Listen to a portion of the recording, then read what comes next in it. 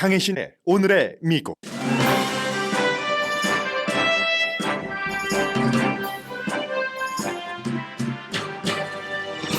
연방검사가 트럼프 전 대통령이 형사 기소 대상이라고 알렸다는 보도에 대해 트럼프 전 대통령은 처음에는 부인하다가 결국 시인했습니다. 기소 이유는 국가기밀 서류와 사법방해고 트럼프 전 대통령이 기소된다면 두 번째 기소입니다. 마이크 펜스 전 부통령은 출마 선언과 함께 타운홀 미팅에서 누구도 법 위에 있어서는 안 되며 트럼프 전 대통령은 펜스 자신에게 트럼프 대통령을 헌법 위에 놓으라고 명령했지만 공격했지만 그렇게 비난을 했습니다. 그러나 동시에 그렇다 하더라도 트럼프 전 대통령을 기소해서는 안 된다는 반대의 입장을 밝혔습니다. 뉴욕과 워싱턴 DC 등 동부의 여러 도시는 지금 이상향 유토피아가 아닌 반이상향 스모그 도시가 됐습니다. 뉴욕에서는 오늘부터 마스크를 나눠주고 도시는 색깔부터 냄새까지 으시시한 분위기입니다. 캐나다 산불 때문인데 바이든 대통령은 이웃 나라의 산불 진화에 필요한 모든 지원을 하도록 지시했습니다. 역시 기후변화 빅 이슈입니다. 의회를 통과한 학자금 탕감 무효 법안을 비토한 뒤 백악관은 연방 대법원에서도 같은 판결이 나올 것을 예상하고 플랜 B를 마련하고 있습니다. 게빈 뉴섬 주지사가 미국의 헌법을 수정해 4가지 총기 접근 규제안을 제안했습니다. 각 주와 협조해서 일하겠다는 뜻입니다. 이웃집 아이들이 시끄럽게 논다는 불만으로 시작해 아이가 보는 앞에서 아이 엄마를 총으로 쏴 살해한 뒤 자기 방어를 주장하던 여성이 결국 과실치사 살인 혐의로 기소됐습니다. 갤럽의 여론조사 결과 미국에서 사회적인 보수가 2012년 이후 그 성향이 가장 강합니다.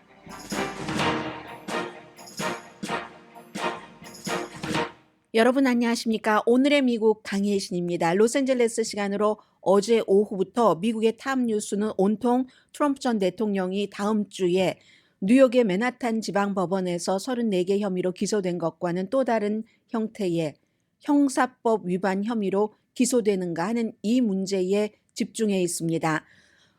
먼저는 트럼프 전 대통령이 원래 대통령이었었을 때 굉장히 서로 사이가 좋지 않았던 뉴욕타임스의 기자에게 나는 법무부로부터 연방 검사로부터 그 같은 어떤 경고 내지는 통고를 받은 적이 없다라고 얘기를 해서 처음에는 뉴욕타임스도 아마 아닌 것 같다라고 얘기를 했는데 나중에 이제 트럼프 전 대통령이 말을 좀 바꾸었습니다.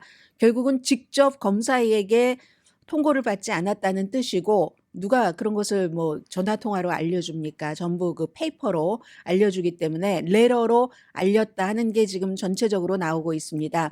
그리고 요즘은 미국의 그 뉴스의 어떤 보급망 같은 것이 상당히 달라져서 이 뉴스를 제일 처음 보도한 매체는 워싱턴 포스트라든가 아니면 보수적인 워싱턴 타임스는 약하긴 하지만 그런 신문이라든가 뉴욕 타임스도 아닙니다. Just the News라는 새로운 대한 매체입니다. 거기서 먼저 기소 가능성에 대해서 보도를 하고 그 뒤에 이제 메인스트림 미디어들이 쭉 따라갔습니다.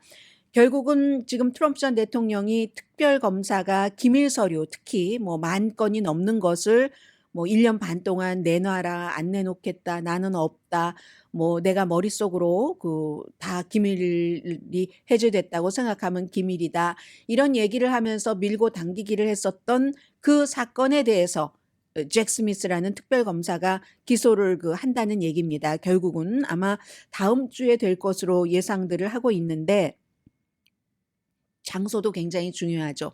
기소를 해서 대배심 이런 것들 그 절차를 할 때 워싱턴 DC냐 플로리다냐 워싱턴 DC로 하면 여러 가지가 검사 측에서는 편하겠지만 좋고 그러나 봐라 배심원들은 전부 워싱턴 DC가 95% 이상이 민주당을 찍는 곳인데 그런 곳에서 만들어진 그 구성된 배심원이 트럼프 전 대통령에게 좋은 그런 시선을 갖고 있을 리가 없다 하는 것에 집중을 할 것이기 때문에 결국은 사우스 플로리다 쪽에서 기소가 될 수 있을 것 같고요. 그러면 비즈니스를 가짜로 뭐 기록을 위조해서 포르노 배우에게 허쉬머니, 뭐 잠을 자고 입막음용으로 돈을 줬다. 이 케이스와는 완전히 다른 겁니다. 그래서 이제 이 부분에 대해서는 미국 대통령이 기소되는 것도 처음인데 똑같은 대통령이 처음으로 두 번이나 이제 기소가 되는 겁니다. 첫 번째도 처음이었고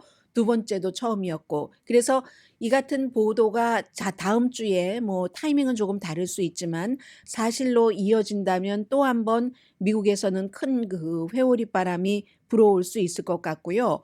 그래서 이제 어제 마이크 펜스 전 부통령의 타운홀 미팅이 주목을 받았습니다.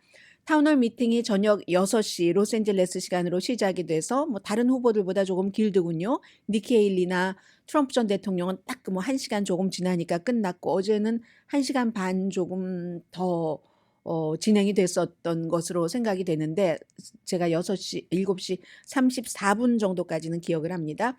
그런데 거기서 가장 중요했었던 것이 마이크 펜스 전 부통령이 지금 공화당의 대통령 후보가 되느냐 마느냐가 아니라 그건 이제 뒤에 생각을 해볼 문제고 트럼프 전 대통령에 대해서 어떤 입장을 갖고 있는가 그것도 좀 전에 바로 트럼프 전 대통령이 다음 주에 형사법 위반으로 기소될 수도 있다 하는 그 같은 이제 보도가 나온 뒤에 펜스 부통령의 의견을 묻는 것이었기 때문에 어제 무척 중요했습니다. 그리고 그 말씀을 안 드렸네요. 왜 검찰 측에서 기소 가능성이 있는 기소 타겟에 경고를 하느냐, 어떤 그 공고를 하느냐 하는 것은 그래야지 이 그 기소 타겟이 되는 사람도 준비를 하잖아요. 대배심 앞에서 내가 어떻게 나는 죄가 없다 하고 나의 그 무고함을 트럼프 전 대통령이 지난번에 34개 혐의에 대해서 모두 무죄를 주장하고 항소한 것처럼 그렇게 할 수 있는 시간을 주는 게 미국의 법 시스템입니다. 그래서 일단 그건 그렇게 된 것으로 지금으로서는 보여지고요. 그럼 마이크 펜스 부통령은 역사적으로 미국의 그 부통령은 본인이 부통령을 지냈던 것을 굉장히 자랑스럽게 생각하면서 대선 후보로 나오는데 80년 만에 처음이랍니다. 80년 정확하게 처음 있는 일인데 부통령이 자신이 모신 대통령을 공격하는 특이한 도전으로 캠페인을 시작하는 거죠. 해서 가디언은 네메시스라고 그 그리스 그 신화요. 복수의 화신. 그러나 그 신은 좀 정의의 복수였잖아요. 그래서 신 앞에서 아주 오만하고 죄를 저지른 그런 그 주체를 벌하는 그 네메시스로 성공할 수 있을까? 뭐 이런 그 표현을 했습니다. 말하자면 트럼프의 충직했던 부하가 트럼프의 숙적이 될까, 네메시스가 될까 하는 얘기인데 바이든 대통령 공격도 어제 물론 했습니다. 이 그 마이크 펜스 전 부통령이. 그런데 이게 트럼프를 꺾는 게 굉장히 위험해 보이고 어려운 일이라는 것을 스스로 어제 마이크 펜스 부통령이 증명을 했습니다. 뭐 쫙 이렇게 자랑을 했어요. 어머, 굉장히 세게 트럼프 전 대통령을 비난하네라고 생각을 했죠. 자신이 의사당 사건 때에 그 헌법을 위에 뒀지 그 트럼프 전 대통령이 헌법보다 본인 트럼프를 위에 두라고 했었을 때도 거기에 굴하지 않고 헌법을 위에 두고 각 주에서 다 계산을 해서 가지고 온 그 표수에 따라서 부통령으로서의 임무 차기 대통령은 바이든이다 하는 것을 정말 위험을 감수하고 본인이 선포를 했다는 것을 굉장한 성과로 내세웠습니다. 그래서 실제로 그 의회의 내부에서의 정치인들은 공화당이나 민주당이나 그 마이크 펜스 전 부통령의 그 같은 점은 칭찬을 합니다. 공화당 의원 가운데서는 정치적으로 트럼프 쪽에 붙어야지 되기 때문에 뭐 말을 안 하는 건 있어도 그러나 실제적으로 그때 잘했다 이렇게 생각하는 사람들이 굉장히 많은데 그러면 뭐 합니까? 공화당 예비선거에서는 그게 바로 마이크 펜스의 아킬레스건이 돼서 아주 인기가 없는 이슈가 돼버린 겁니다. 어제도 헌법 위에 있는 사람은 하나도 없다. 미국에서. 그리고 헌법 위에 자신을 두라고 하는 사람을 대통령으로 뽑아서는 안 되고 그런 사람은 대통령이 돼서는 안 된다고 얘기를 했습니다. 그랬더니요. 이 데나 배시라는 CNN의 앵커 뭐 국회 출입, 의회 출입, 백악관 출입 다 한 그런 아주 침착한 그런 앵커입니다. 이 데나 배시가 그러면 방금 전에 뉴스가 나온 그런 것처럼 트럼프 전 대통령이 기소가 된다고 하는데 그 기소하는 것이 마땅한가라고 얘기를 했더니 또 그거는 아니라고 하거든요. 뭐 기소가 되면은 미국이 분열되고 뭐 미국이 그 민주주의의 최고의 상징인데 다른 나라의 망신스러운 것을 보여주고 전 세계에 너무 나쁜 메시지를 준다 이렇게 얘기하니까 또 데나베시가 그럼 기소하지 말아야지 된다는 거냐? 이렇게 얘기하니까 기소하지 않으면서 이 문제를 풀었으면 좋겠다. 앵커는 당연히 아니 좀 전에 법 위에 헌법 위에 아무도 사람은 없다고 하지 않았는가. 그럼 헌법 위에서 군림한 그 같은 사람이 대통령이 돼야지 되고 기소돼서는 안 된다는 얘기냐 할 때 이미 이 마이크 펜스 부통령은 Now more than ever, we ought to be 엉겨버렸습니다. finding ways we could actually come And sir, together. we're going to get And to all of this kind of action by the Department of Justice, I think, would only fuel further division in the country. And let me also say, 국가를 이제 I 분열시킨다고 think it would 얘기를 also send 하죠. a terrible message to the wider world. 세계에 아주 mean, 끔찍한 we're 메시지를 준다고요. We're the emblem of democracy. We're the symbol of justice in the world. And the serious 세계에서 뭐 정의 matter, 있는 which already happened 나라고 once in New York. 뉴욕에서도 이미 한번 일어났는데 기소 건수가 terrible message to the world. I hope the DOJ thinks better of it and resolves these issues without an indictment. Sir, I just want to clarify what you're 네, saying. is that 그러니까는 they 이렇게 believe 얘기를 하잖아요. 연방 법무부가 기소하지 않고 다른 방법으로 이 문제를 풀기를 바란다니까 데나베시가 그럼 좀 전에 한 얘기와 다르지 they should 않느냐? not go forward with an indictment. 기소하지 말아야 You 된다고 just talked before 생각하느냐? about No, look, committing to the rule of law. let me be clear that no one's above the law. Okay.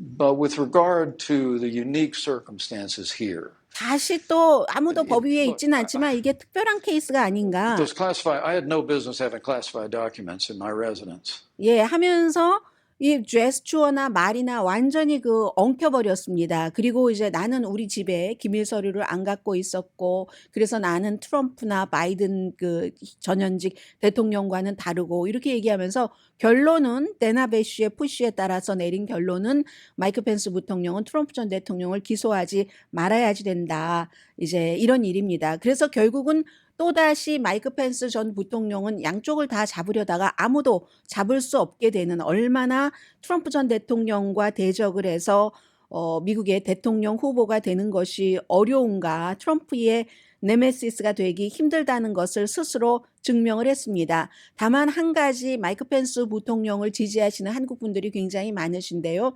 낙태에 대해서는 굉장히 분명하게 얘기를 하더군요. 낙태는 뭐 전국적으로 생후 6주일이 이상이면은 낙태를 금지하는 것을 본인은 강하게 지지를 한다고 했고 다른 후보들도 요즘은 뒤로 물러나고 있는데 이때는 이제 트럼프 전 대통령 이름까지 얘기를 했습니다. 그렇게 물러나고 있는데 그래서는 안 된다. 이건 분명하게 미국의 금지로 애매모호하게 얘기하지 말고 연방 낙태 금지를 지지를 해야지 된다고 말했습니다. 생명의 신성함 이런 것을 얘기를 하면서요. 그게 뭘 뜻하는 거겠습니까? 백인 그 복음주의의 표를 받기 위해서 그런 거죠. 그런데 뭐 백인 복음주의자들이 공화당에 많이 속해 있으니까요. 그러나 그 사람들 또 여론조사 해보면 트럼프 전 대통령을 지지하겠다는 사람이 마이크 펜스를 지지하겠다는 사람보다 훨씬 많습니다. 뭐 한 34%대 3% 정도 될까요? 그래서 어제까지의 토론만으로 보면 마이크 펜스 그 전 부통령이 트럼프를 누르고 대선 후보가 공화당에서 되기 어렵겠다. 이건 이제 마이크 펜스 후보를 중심으로 말씀드린 게 아니라 트럼프 전 대통령이 2024년도 선거에서 승리해서 여러 기소라든가 문제를 제치고 다시 백악관으로 또 들어갈 수도 있는 가능성을 지금 계속 추적하면서 해드리는 보도입니다.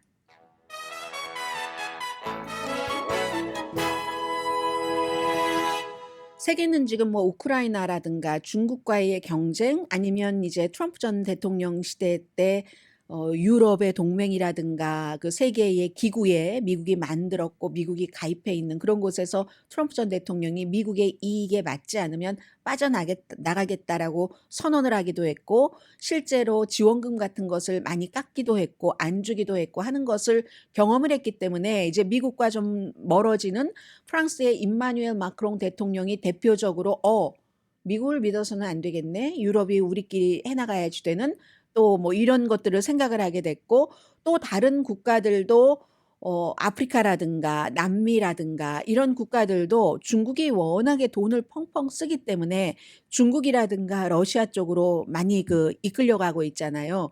그런 순간이기 때문에 이제 뭐 이 세상에 최고의 선이 무엇이고 그 최고의 실용적인 정치 시스템이 무엇인지는 뭐 아무도 정확하게 알 수 없을지는 모르겠으나 그러나 이제 민주주의와 자본주의와 자유 세계에서 살아본 그 사람들로서는 뭐 중국이나 러시아보다는 미국이 세계의 그 최고의 탑은 항상 있어야지 되는 것이 훨씬 낫다고 보면은 미국의 차기 지도자가 세계와 같이 이렇게 민글해서 지내기를 원하는 지도자인가 아니면 미국 고립주의를 계속 가지고 갈 지도자인가 이런 면에서 트럼프냐 아니냐를 지금 2024년도 선거 전까지 오늘의 미국에서도 쭉 지켜보고 있는 겁니다.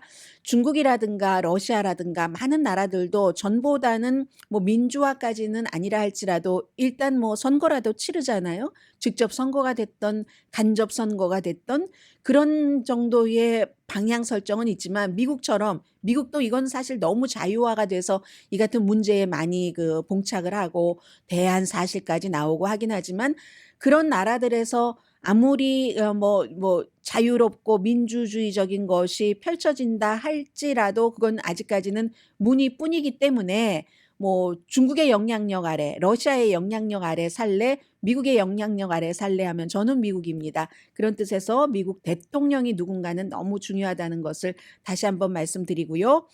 잠시 뒤에 제가 두 가지 이슈 가운데 어느 것을 먼저 전해드릴까?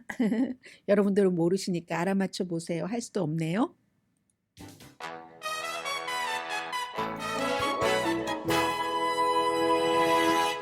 라디오 서울 방송 오늘의 미국 듣고 계십니다. 이 코스모스라는 아이디를 가지신 분이 인사를 해주셨는데요. 제가 한 2주일쯤 전인가요? 요즘은 깜짝 놀랐습니다.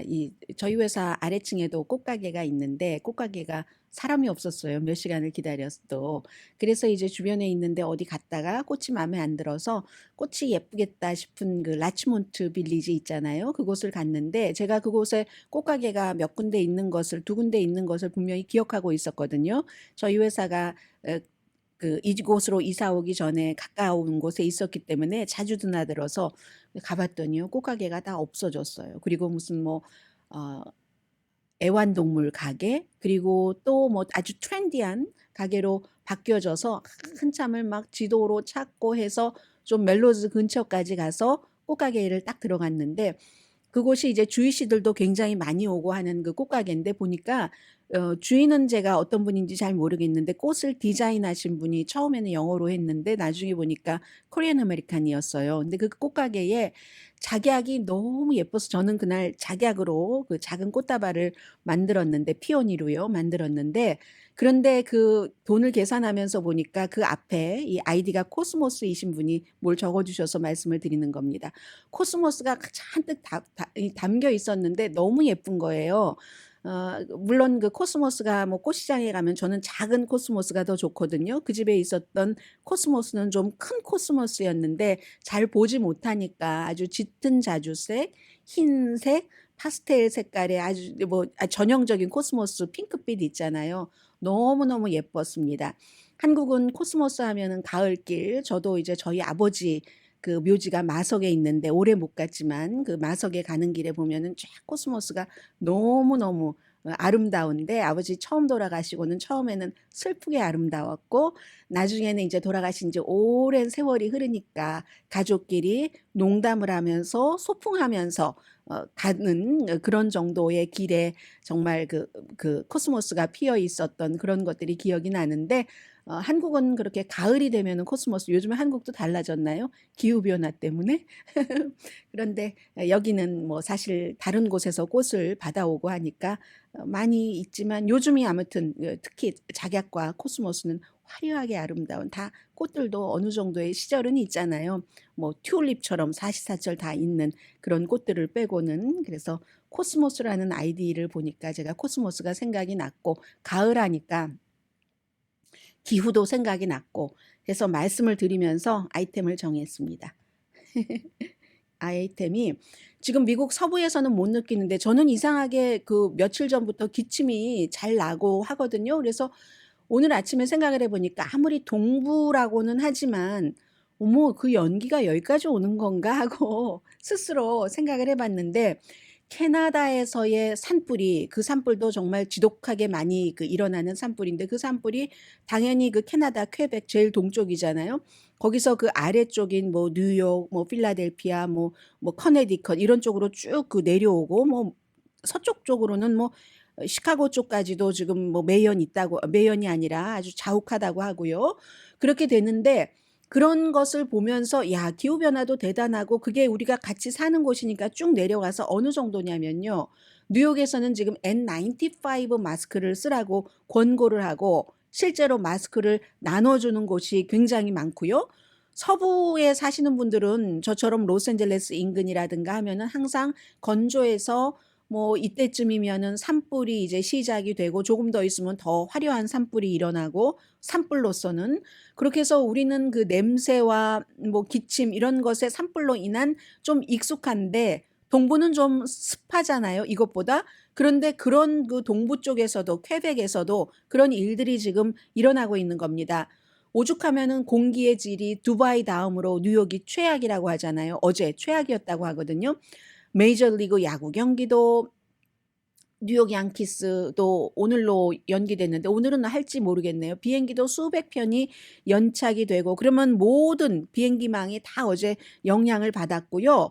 아웃 오브 컨트롤이니까 캐나다에서 퀘벡에서 이제 그 오타와 그쪽에서 산불이 일어났는데 한 150군데에서 동시다발적으로 일어나고 그 이제 캐나다가 제일 동쪽이 퀘벡이고 중간이 몬트리올 그리고 우리 뭐 워싱턴, 오레곤 이쪽과 가까운 곳이 브리티시 컬럼비아잖아요. 그러니까 제일 동쪽에서 그래서 이제 서서히 미국 남쪽으로 내려와서 이제 거의 뭐 조지아 국경까지 막 빨갛게 경계선이 쳐 있는 것을 봤는데 반 이상향 어느 매체인가가 그 다이스토피안적이다. 스모그가 뉴욕이 이렇게 유토피아가 아니라요. 다이스토피안이라고 표현을 했습니다. 완전히 세피아 색깔이라고 하니까 지역에 따라서 오징어 먹물이 생각이 날 그럴 정도고 보통 때보다 거리가 조금 비어 있고요.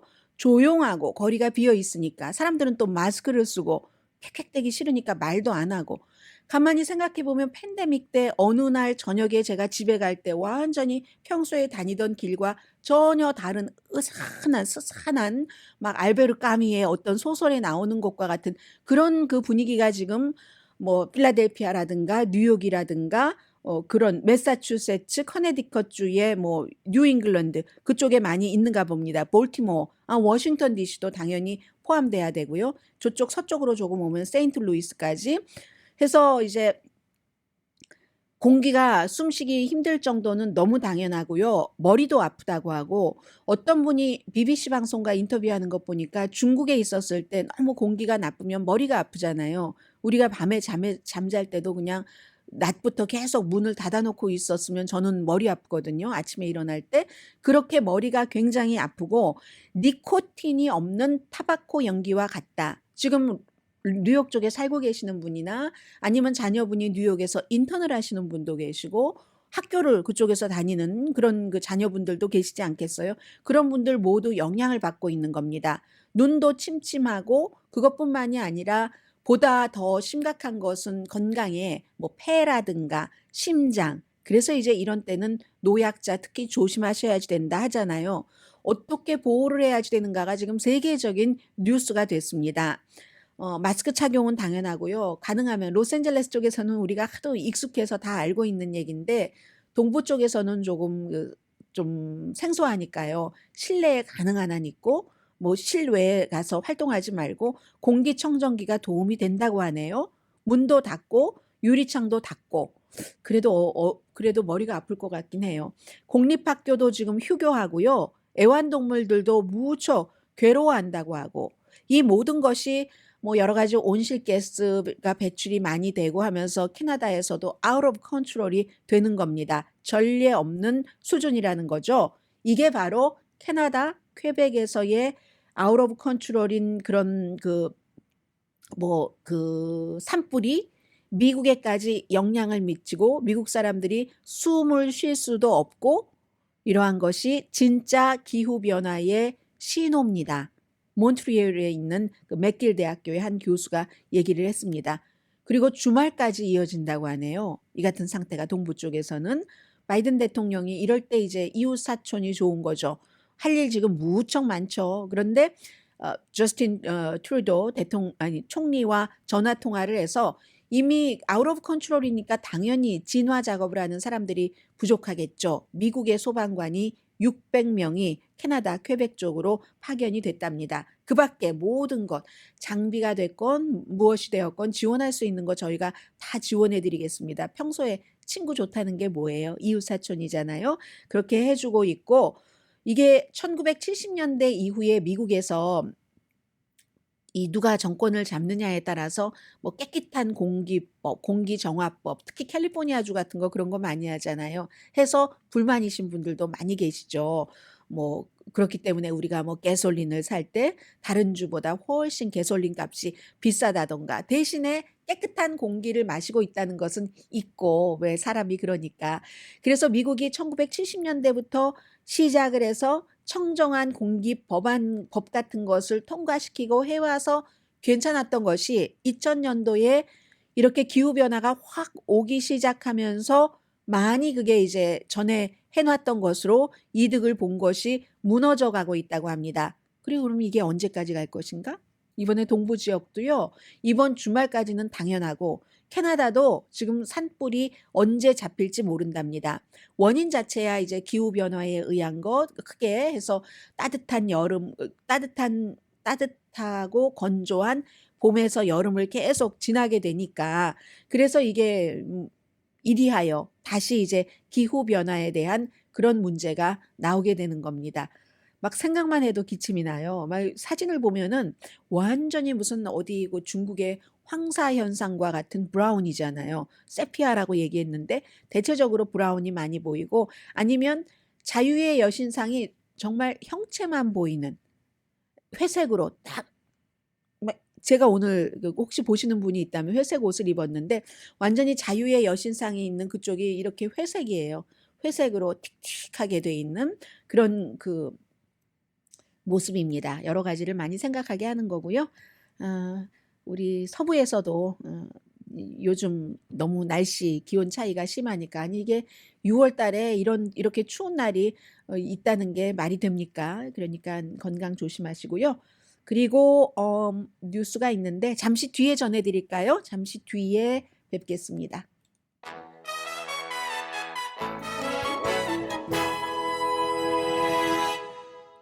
라디오 서울 방송 오늘의 미국 듣고 계십니다. 네, 그 바이든 그 대통령이 의회가 이제 학자금 탕감을 바이든 대통령이 한 그 행정명령을 무효로 하는 법안을 만들어서 보내니까 당연히 뭐 비토를 했습니다. 비토할 것 알고 크게 다루지 않았었습니다. 비토는 했는데 그게 이제 하원은 당연히 이제 공화당이 다수당이니까 통과가 됐고 민주당 의원도 2명이 찬성을 했습니다. 상원에서도 민주당 의원 2명과 또 이제는 무소속이 된 그 크리스틴 시네마 애리조나 의원도 공화당에 표를 던져서 이걸 이제 법안이 된 거거든요. 그 무효화해라. 불공평하다. 왜 우리는 다 뭐 학자금 융자 받아서 돈 갚았는데 어떤 사람은 왜 깎아주고 그걸 왜 나의 세금으로 해야지 되지? 라고 얘기를 하고 있고 그러나 또 그 바이든 대통령 그 행정부 측에서는 정부 프로그램은 많은 것이 있다. 심지어 부자들에 대해서 코비드 기간 동안에 얼마나 많은 탕감을 해줬으며 등등등 지금 그게 또 코비드 때 시작을 한 거잖아요. 코비드 때 뭐 이렇게 상환을 늦추는 것이 시작이 돼서 트럼프 전 대통령 때부터 시작이 돼서 바이든 대통령까지 이어지다가 바이든 대통령은 아예 그 탕감까지 간 건데 대통령이 비토를 했기 때문에 대통령의 비토권을 뒤집으려면 상원에서 3분의 2의 찬성이 있어야지 됩니다. 물론 뭐 크리스틴 시네마나 웨스트버지니아의 조 맨슨 의원이 공화당의 표를 던져서 찬성을 했지만 그 밖에 3분의 2가 나오는 것은 불가능합니다. 그러면 아마 이달 말쯤에 빠르면 연방대법원에서 판결이 나올 수도 있습니다. 그러니까 공화당은요, 이게 연방대법원에서 그 결과가 나올 줄을 알면서도 그 공화당의 의지를 보여주기 위해서 법안으로 통과시킨 겁니다. 우리는 그거 싫다. 왜 사람들을 공짜로 또 빚을 진 걸 탕감을 해주느냐. 이게 이제 공화당의 의지를 보여준 겁니다. 그리고 백악관도 공개적으로는 연방대법원에서 이 뭐 12만 달러 미만 버는 사람 1년에 대학을 졸업하고 나서도 그런 사람들을 최대 펠그랜트까지 혜택을 받으면 2만 달러까지 탕감하는 이 안을 연방대법원에서도 지지할 것이다. 그대로 두라고 할 것이다. 라고 공개적으로는 얘기를 하지만 내부적으로는 그렇지 않습니다. 그리고 2월 달에 어떤 뭐 구두 변론 이런 것을 보면은 연방대법원이 그 백악관이 얘기하는 것처럼 해줄 것 같지 않거든요. 이걸 무효로 판결을 내릴 가능성이 높아 보입니다. 보수 대법관이 이제 6명이나 있으니까. 그때를 사실은 겉으로는 연방대법원에서 이거 지지할 거예요 라고 얘기하면서 항상 미국은 플랜 A, 플랜 B, 심지어 플랜 C, D, F까지도 다 가능성을 가지고 가는 겁니다. 이 경우는 아직은 그 플랜 B만 필요합니다. 그래서 어떻게 그럼 그 대통령이 또 약속도 했고 더군다나 선거철이잖아요. 선거철에 본인이 했었던 약속을 또 안 지키고 하면은 얼마나 이게 상대 라이벌의 공격한 그 음식 요리거리가 되겠습니까?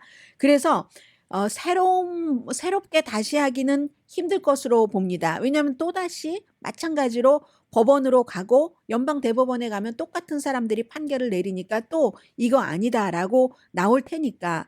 그리고 또 지금 기한이 있잖아요. 여러 가지 상황에 따라서 8월 30일이 지나면 곧 9월 달부터는 학자금 상환하는 게 의무화가 돼버립니다.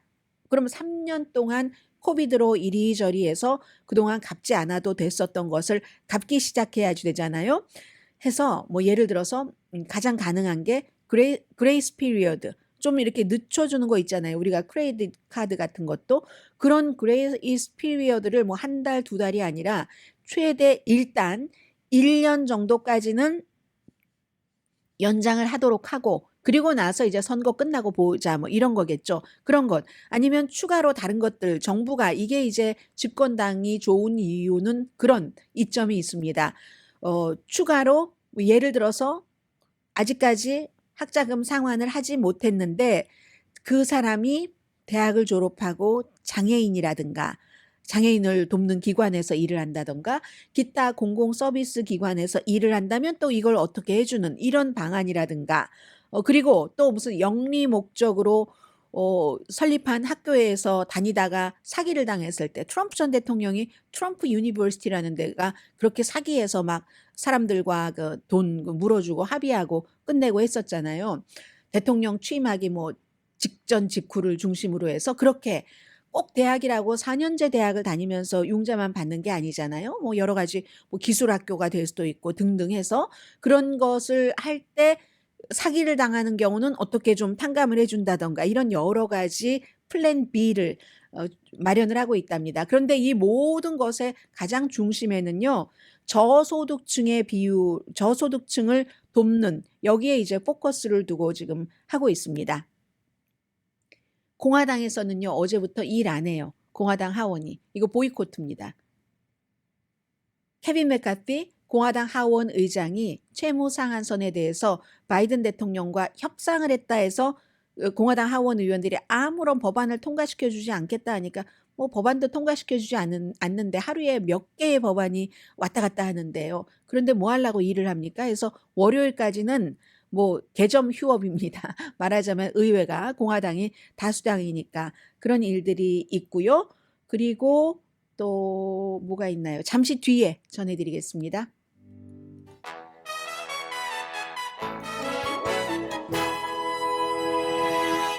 라디오 서울 방송 오늘의 미국 듣고 계십니다. 제가 좀 전에 시간 계산을 잘못했어요. 이번에 아주 여러분들과 긴 시간을 함께 할 수 있게 됐습니다. 보니까 리시 수낙 영국 총리가 백악관에는 처음 방문했네요.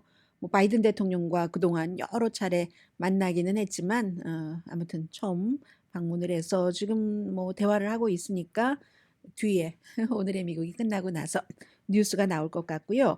게빈 뉴섬 캘리포니아 주지사가 요즘에 아주 그 전국적인 정치인으로 떠오르기 위한 것에 포커스를 두는 일을 많이 합니다. 오늘 아침에 CBS인가요?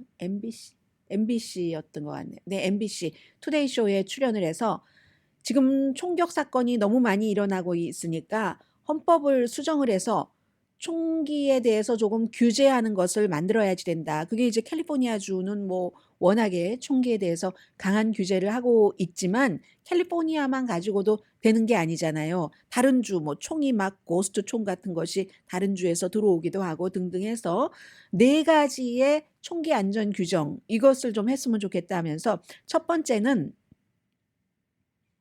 총을 살 수 있는 최저 나이를 18살에서 21살로 올리는 거. 이건 주에 따라서 다릅니다. 또 총기의 종류에 따라서 다르고 두 번째는 통일된 신원조에 늘 부르짖는 겁니다. 총격 사건이 일어날 때마다 합리적인 대기 기간. 이것도 주와 로컬 정부에 따라서 다 다릅니다.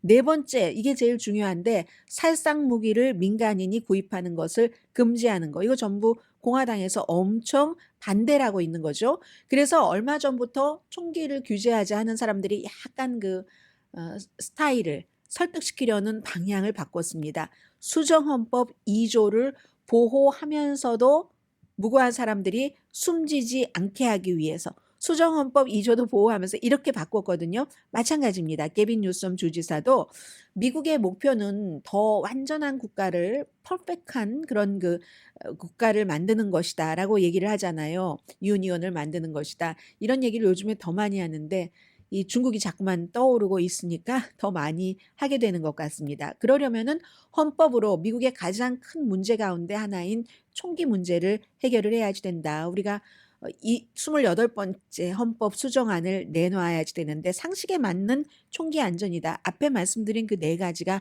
대체로 여론조사를 해보면 사람들이 지지를 하는 그런 겁니다. 그러니까 게빈 뉴섬 주지사가 이건 민주, 공화, 무당파, 뭐 총기 소지자들도 지지를 하는 거니까 하자라고 얘기를 하고 연방 대법원은 이제 총기에 대해서는 총기 소지자의 권리를 보호하는 쪽으로 판결을 이미 뉴욕의 케이스에서 냈기 때문에 뉴욕 케이스에서 집 밖에서도 나를 보호하기 위해서 뭐 총을 차고 다닐 수 있다 하는 그런 것을 얘기를 하죠. 그래서 각 주에서 전부 이제 소집을 해서 공화당 주지사 가운데서도 총기 규제를 원하는 사람이 있으니까 또 원하지 않는 사람도 있고 해서 충분히 뭐 이게 숫자가 확보가 되면은 이제 그 4분의 3 정도가 헌법을 수정해서까지 하려면은 4분의 3 정도의 정부가 찬성을 해야지 된답니다. 그렇게 해서 한번 해봅시다 하는 일을 우리 주에서부터 시작을 하겠습니다. 뭐 캘리포니아 주에서는 상원에서 이에 관한 어떤 그 발의안을 내놓은 것 같습니다. 아이들을 그 학교에 보낼 때 총격 사건을 생각하지 않는 부모가 어디 있겠는가 이 얘기를 맨 마지막에 했고요. 이것은 어제 있었던 많은 사람들이 그 사람 기소돼야 되는 거 아니야? 체포돼야지 되는 것 아니야? 하는 이 사건에도 적용이 되는 거죠. 이웃집 엄마에게 총을 쏴서 그것도 이제 문 안에서 쏴서 문 밖으로 해서 위에 가슴에 맞았는데 아무리 응급구조대가 와서 구조를 하고 병원으로 옮기고 했어도 숨졌잖아요. 결국은 플로리다에. 이 케이스가 어제 그 과실치사 살인 혐의로 기소되고 체포됐습니다. 본인은 이건 정말 방어하는 거다 하라고 그 스탠드 유어 그라운드 법에 따라서라고 얘기를 하잖아요.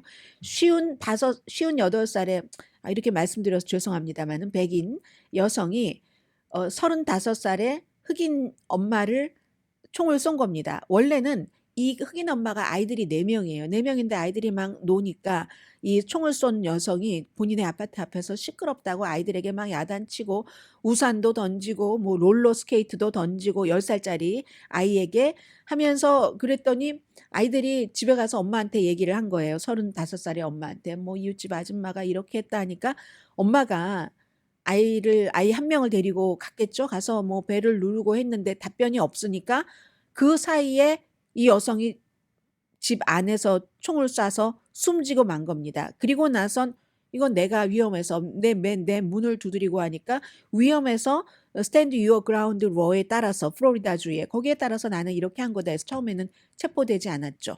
그런데 나중에는 이제 사람들이 막 시위도 하고 하니까 특히 이제 숨진 35살 여성의 어머니가 우리 딸을 대신해서 우리가 말한다 하고 하니까 그게 이제 호소력이 있었기 때문에 바로 체포가 됐습니다. 이런 식으로 수많은 사연이 막 각양각색의 사연으로 이런 케이스는 저는 또 처음 봤어요. 아이들이 노는 것이 시끄럽다고 해서 이렇게 시작이 돼서 엄마가 숨지는 사건까지 일어나는 것. 이게 이제 미국의 총격 사건에 관한 것이고요. 그리고 시간이 조금 있네요. 지금 갤럽이 여론조사한 것이 나왔는데 미국에서 여러분들도 느끼실 겁니다. 사회적인 보수주의가 2012년부터 지난해까지 2022년 10년 사이에 굉장히 늘어났답니다. 사회적인 이슈에서 제가 보수거나 보수 쪽에 기웁니다. 이런 사람이 38%라고 하거든요. 1년 전에는 33%였습니다.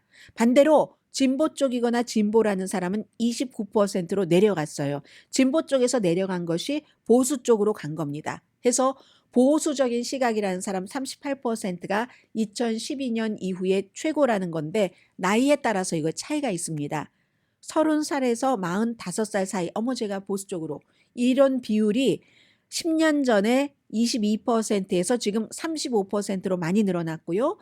50살에서 64살 사이에서는 11%가 늘어나서 한 46%, 18살에서 29살 사이도 한 10년 사이에 6%가 늘어났습니다. 30%로 나는 보수 쪽이다라고 얘기를 했습니다. 이건 이제 공화당이 주도하는 주에서 여러 주에서 뭐 낙태라든가 성의 정체성이라든가 학교에서 무엇을 가르쳐야지 되는가 이런 법안을 주도하면서 사람들도 본인들 생각해 보게 되고 거기에 따라서 보수적인 그런 것들이 많다는 겁니다. 드래그쇼 같은 것 하는 거 이런 것 국방부에서도 드래그쇼 하는 것을 하다가 해오다가 이번에 안 하기로 했어요. 네바다의 군기지에서. 그랬더니 진보 측에서는 지금까지 해오던 것을 오해 안 하느냐고 하고 보수 측에서는 군에서 군의 기강이 해이해지지 그런 걸 하는 게 말이 돼? 라고 얘기를 하고 뭐 백악관은 우리는 상관하지 않았어. 그건 군에서 뭐 적절하게 군에서 알아서 결정을 내린 것이야. 이런 식으로 드래그쇼라는 게 남자가 여장을 하고 뭐 노래를 부른다던가 춤을 춘다던가 하는 그런 것이잖아요.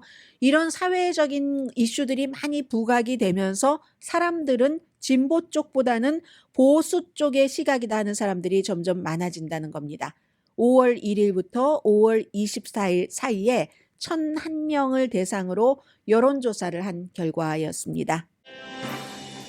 네, 팻 로버슨이라는 이분은 원래 뭐 본인이 대통령이 되고 싶어 하기도 했었죠. 그러다가 텔레비전에서 아주 그 보수적인 이슈를 낙태라든가 요즘에 가장 그 보수적인 이슈가 핫해졌는데 처음에 시작은 팻 로버슨이라고 해도 뭐 그다지 틀리지 않는 말이죠. 이분이 93세로 세상을 떠나셨다는 것 전해드리고요. 그리고 어제 여러분들께 전해드리지 못했었는데 교황, 프란치스코 교황이 탈장 수술을 하기 위해서 병원에 입원을 하셨잖아요. 병원에 입원을 하셨는데 며칠 동안은 앞으로도 더 병원에 머무셔야지 된다. 이런 뉴스도 나오고 있고 이게 이제 이분이 팻 로버슨 목사가 93세였잖아요. 93세고 프란치스코 교황도 나이가 많은 편이고 모든 것이 요즘 나이가 많은데도 헨리 키신저 같은 사람 100살인데도 막 책을 써내고 의견을 발표를 하고